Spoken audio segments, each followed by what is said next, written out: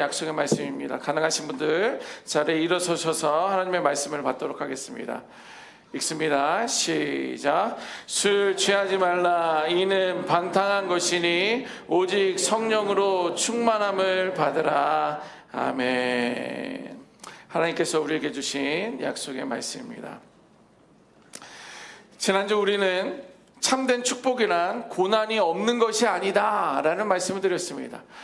우리가 축복을 받는다라고 하면 고난이 없어야 되는 거 아닌가라는 그런 생각을 갖지만, 지난주에 여러분들에게 드린 도전의 말씀은 참된 축복이란 것은 고난이 없는 것이 아니다라고 말씀드렸습니다.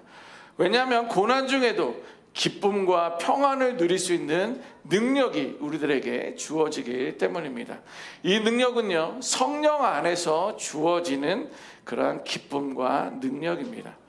하지만 우리는 진정한 축복을 누리고 있느냐? 고난이 있으면 우리는 힘들어하고 있죠. 그래서 우리는 진정한 축복을 누리지 못하고 있는데, 그 이유는 성령님과의 관계를 가로막는 장벽 때문에 우리는 그 은혜를 누리지 못한다라는 말씀을 드렸습니다. 여러분, 성령이라는 것은요, 성령님은 참된 기쁨과 능력의 근원입니다. 다시 한번 말씀드리면, 성령님은 참된 기쁨이 되고 능력의 근원이 되시는 분이 바로 성령님이시다라는 거예요. 그러면 우리는 어떻게 성령의 축복을 누릴 수 있겠는가? 그 기쁨과 고난 중에서도 내가 기뻐하고 능력을 체험할 수 있는 것은 성령님 때문인데, 어떻게 그것을 우리는 누릴 수 있는가? 그것은 바로 성령 충만함입니다. 성령의 충만함은요, 은사가 아니라 선택의 문제입니다. 우리는요, 흔히 성령 충만하다, 성령을 받았다라고 말을 하면 특별한 체험을 생각을 합니다. 뭐 방언을 한다든지 예언을 한다든지 아니면 뭐 축사를 한다든지 기도하면 무엇인지 낫고 해결되는 그것이 성령 충만함이라고 생각을 하게 되는데, 그리고 영적인 능력의 결과가 성령 충만함이라고 우리가 그렇게 느끼고 있는데, 그렇지 않고 성령 충만은요, 선택의 문제라는 거예요. 선택은 뭐예요? 여러분들에게 옵션이 있다는 겁니까? 있다는 겁니까? 예, 여러분들도 선택할 수 있다는 거예요. 성령 충만함을 선택할 수 있다는 거예요.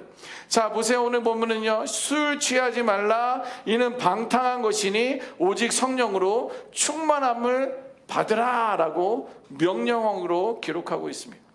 성령을 충만함으로 받으라는 것과 이렇게 명령하고 있는데, 이 이야기는 뭐냐면 지속적으로 또한 반복적으로 능동적으로 성령의 충만함을 경험해라, 받아라 라고 말씀하고 있는 것입니다. 성령 충만은요, 하나님의 주권 아래서 주어집니다. 다시 한번, 성령 충만함은요, 하나님의 주권 아래서 이루어집니다. 그렇지만 그 은혜를 누리는 데에는 우리의 갈망, 갈급함과 순종과 의지적인 선택이 우리에게 필요하다라는 거예요. 하나님은 억지로 성령을 부어주지 않는다라는 거예요. 뭐 하나님 괜찮습니다, 나는 성령님 없이도 좀 살 수 있으면 좋겠어요. 하나님, 나는 너무 성령 충만한데 조금만 좀 적당히 좀 해주세요 라고 하면서 하나님께서는요, 억지로 우리에게 성령을 부으시지 않는다라는 거예요. 우리가 마음의 문을 열고 순종할 때 그분은 충만히 임하신다라는 거예요. 그렇다고 이것이 내 노력으로 가능하다라는 것은 아니에요. 내가 원한다고, 아니면 내가 내 노력으로 성령을 받는다, 이 말은 또한 아니다라는 것입니다. 예를 들면 이렇습니다. 마치 누가 저를 위해서 진수성찬을 준비한 거예요. 맛있는 음식들을 막 이렇게 준비했습니다. 목사님 애쓰시네요, 고생하시는데 진수성찬을 좀 준비했습니다. 부족하지만 맛있게 드세요 라고 이렇게 준비를 해놨어요. 그런데 여기서 내가 먹기로 결단하지 않으면 아무 소용이 없습니다. 아무런 맛있는 진수성찬이 준비되어 있다 할지라도 내가 먹어야지 결단하면서 숟가락이든 젓가락이든 포크든 들고서 찍어서 먹지 않으면 그 아무리 맛있는 음식도 내게는 소용이 없는 거예요. 성령 충만도 마찬가지입니다. 내가 성령 충만할 것을 선택하고 갈망할 때 하나님으로부터 그 성령을 받아 우리는 누릴 수 있다라는 거예요. 그래서 성령 충만은요, 소극적인 기다림이 아니라 능동적인 반응이 우리에게 있어야 되는 거예요.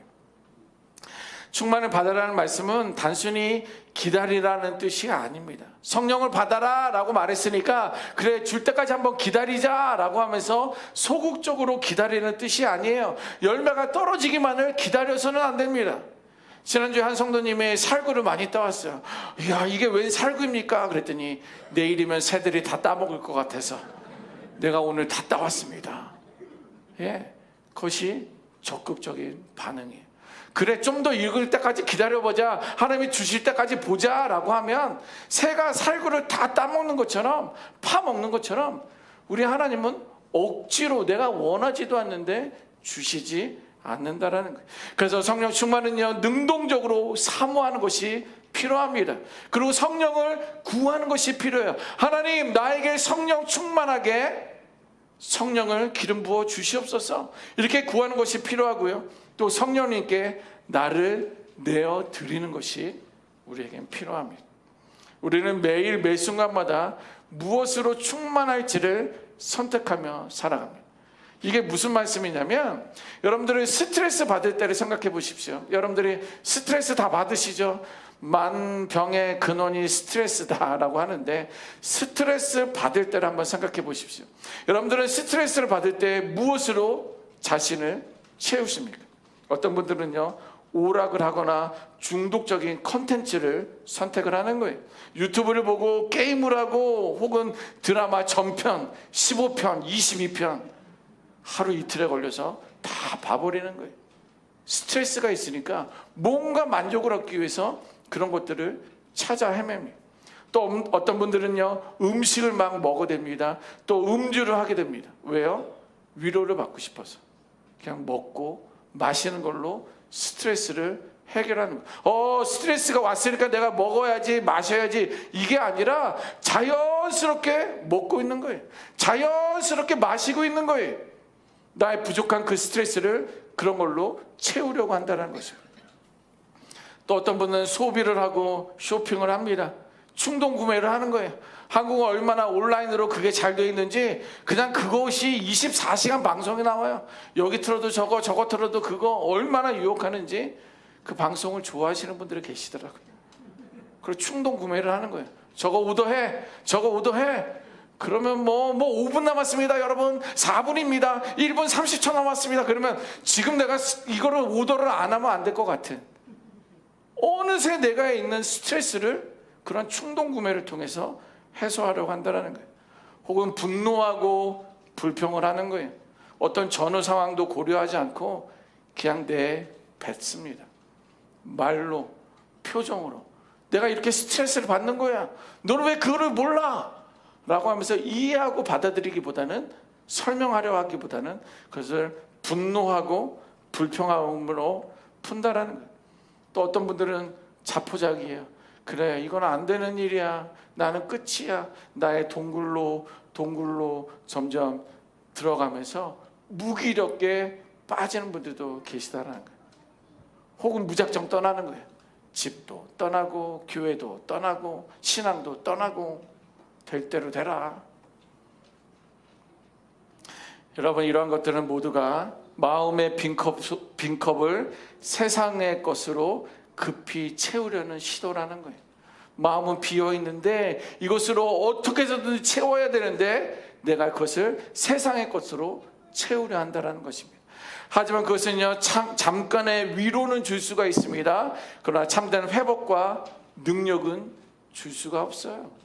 그런 것들로 나의 부족한 부분을, 나의 스트레스를 잠깐은 해소할 수 있어도 영원히 진정한 회복과 능력은 줄 수 없다라는 거예요. 여러분, 참된 회복과 능력은요, 성령의 충만함에서 오는 줄 믿습니다. 성령 충만한 삶은요, 스트레스 받을 때조차도 세상의 자극이 아니라 하나님의 임재로 나아가는 그 결단에서부터 시작된다라는 거예요. 여러분들이 스트레스 받을 때 찾는 것이 무엇이냐에 따라서 내가 참으로 의지하는 진짜 충만의 원천이 된다는 것을 기억을 해야 됩니다. 그러므로 성령의 충만은 세상의 충만을 거절하고 성령으로 내 삶을 채우기로 결단하는 데부터 시작된다라는 거예요. 세상으로는 안 돼. 이것은 거절해. 이것은 끊어. 그리고 하나님 앞에 나와야 된다는 거예요. 왜냐하면 인격적인 성령님은 우리가 마음의 문을 열 때 충만하게 임하시기 때문에 그런 거예요. 우리가 문을 열지 아니하면, 우리가 마음의 문을 열지 아니하면, 하나님을 사모하지 아니하면 하나님은 우리 안에 들어올 수가 없다라는 거예요. 세상의 것으로 내가 채워지면, 이것으로 만족하며 살아가려고 한다면 우리는 하나님의 것으로 나를 채울 수 없다라는 거예요. 그래서 오늘 말씀은요, 이렇게 말합니다. 술 취하지 말라, 이렇게 이야기하는 거예요. 아니 목사님, 성령 이야기하다가 갑자기 술 취하지 말라는 이야기는 뭡니까? 우리가 성령 충만하기 위해서는요, 이 말은 세상의 방식에서 벗어나라는 거예요. 또 그러면 잠깐 이 생각이 들죠. 그럼 몇 잔이면 됩니까, 목사님? 술 취하지 말라는 것은 세상의 방식에서 벗어나라는 말이에요. 오늘 말씀에서 술 취하지 말라는 단순한 음주를 금지하는 것을 넘는 의미가 그 안에 담겨 있습니다. 헬라어 원문에서 술 취하다라는 그런 단어는요, 지속적이고 습관적인 상태를 말할 때 사용하는 거예요. 한 번에 술 마심을 말하는 것이 아니라 자제력을 잃으면서까지 마신다라는 거예요. 통제를 술에 의해서 당하면서 삶의 방식이 바로 술 취한다라는 의미가 원어에 담겨져 있습니다. 여러분들 잘 아십니까? 술 취하면 어떻게 되시는지? 아니면 잘 모르십니까? 잘 모르시는 분들을 위해서 제가 좀 말씀드리겠습니다. 술에 취하면요, 판단력과 자제력을 잃어요. 술을 취하니까 컨트롤이 안 된다는 거예요. 말도 표정도. 그리고 외부적인 자극에 의지한다는 거예요. 한 잔 마시고 이 한마디에 내 걱정과 염려가 싹 빠져나가는 듯한 세상의 자극에 의존한다는 거예요. 그리고 세상의 방식으로 감각에 만족한다는 거예요. 마시면서 무감각해지고 마시면서 정신을 잃어버리는 그런 세상의 감각에 만족한다는 거예요. 그리고 잠깐 그 순간의 쾌락을 추구한다는 거예요. 술을 깨면 또 머리가 아프고 정신을 차리면 다 엉망이 되어버린 주변 상황들을, 그것은 어느 것도 해결되지 않는다는 거예요. 여러분들 이게 무슨 말입니까? 여러분들 술 취할 때는요, 하나님을 기쁘시게 하는 삶에서는 점점 멀어진다라는 거예요.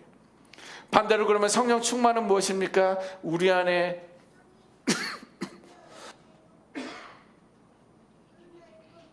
충만이라는 것은 우리 안에 절제가 임하게 되고 지혜가 임하게 되고 분별력을 우리들에게 허락한다라는 거예요. 하나님의 뜻을 따라 살아갈 수 있도록 우리를 도우신다라는 거예요. 그래서 성령 충만은요, 모든 성도들을 향해 하나님께서 초대하고 있습니다. 어떤 특정한 사람들만이 아니라 이 성령 충만할 수 있도록 온 성도들을 하나님께서는 초대하고 있다는 거예요.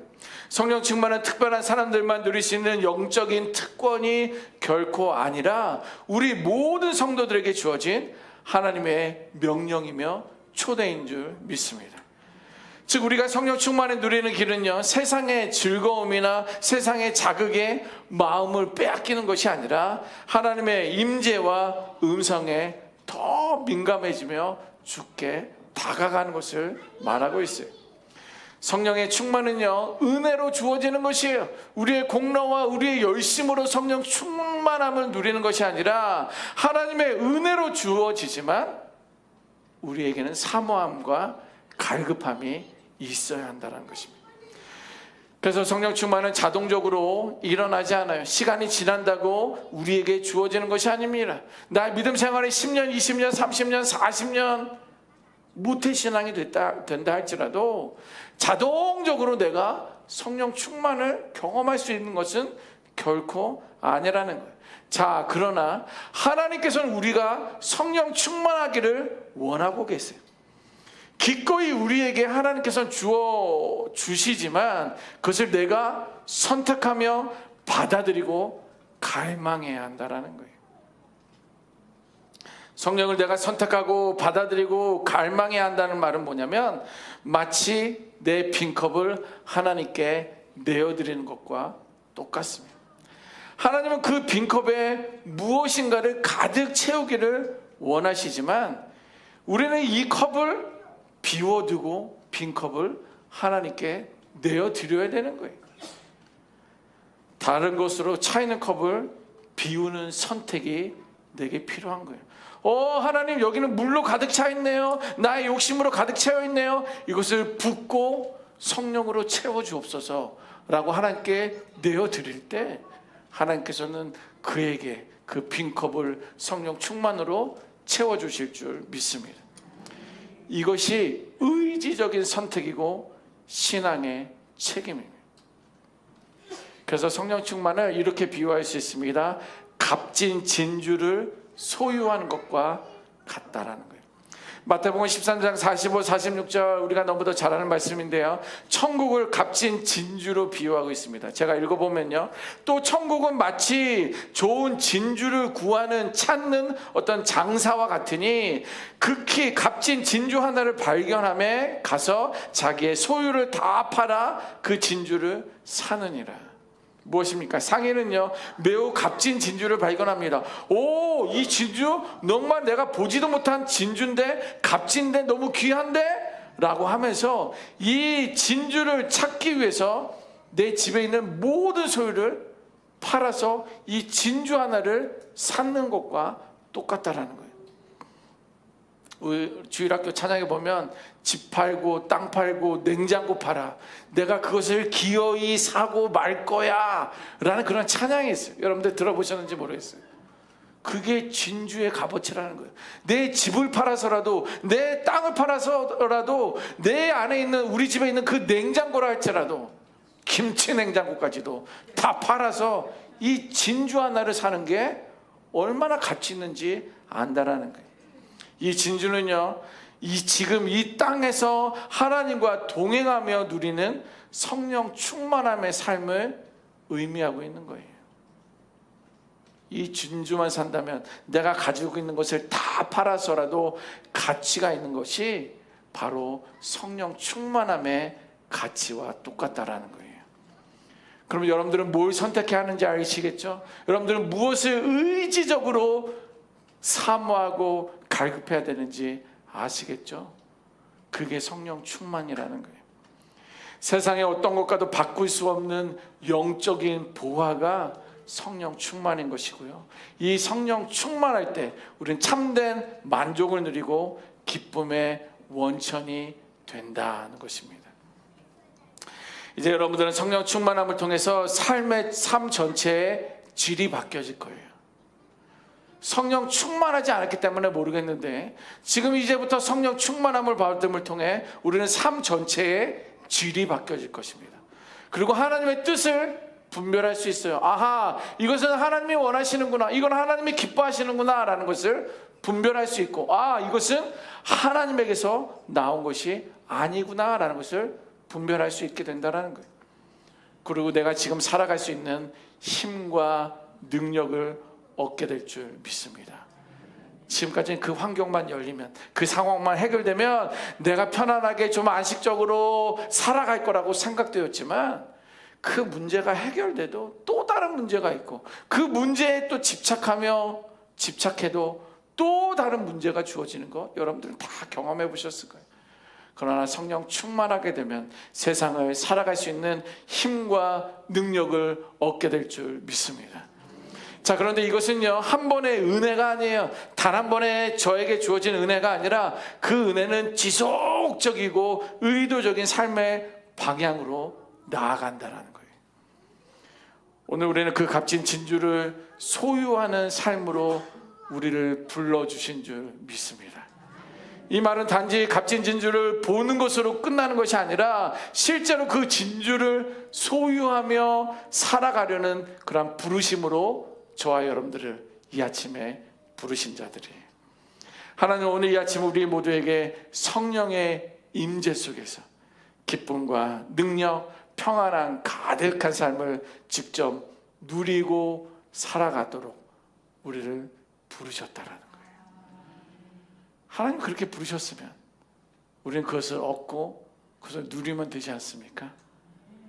그 성령 충만함으로 주가 주신 그 은혜를 누리며 충만한 삶을 살아가기를 주님의 이름으로 축원합니다.